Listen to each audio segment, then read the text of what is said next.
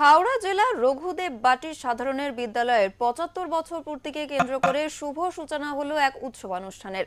এদিন অনুষ্ঠানের শুভ সূচনা হয় ছাত্রছাত্রীদের সমাবেত নৃত্যের ছন্দে। উপস্থিত ছিলেন আলিয়া বিশ্ববিদ্যালয়ের উপাচার্য অধ্যাপক ডক্টর রাফিকুল ইসলাম, রাজ্য পুলিশের ডিএসপি সিআইডি প্রনীত সাহা, বিশ্ববঙ্গ সংস্কৃতি মঞ্চের সম্পাদক ও বিশিষ্ট সাংবাদিক ফিরোজ হোসেন, পঞ্চায়েত সমিতির সভাপতি সোনালী দাস ও স্কুলের শিক্ষক শিক্ষিকা বৃন্দ।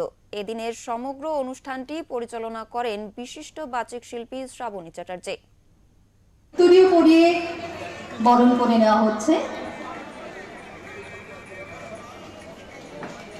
সঙ্গে রয়েছে ব্যাগ,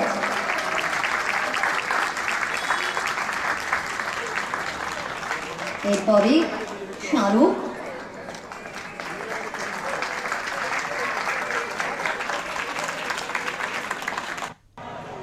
সিদ্দিক সাহেব বললেন যে স্কুলের নামকরণটি অসাধারণ, সাধারণের বিদ্যালয়।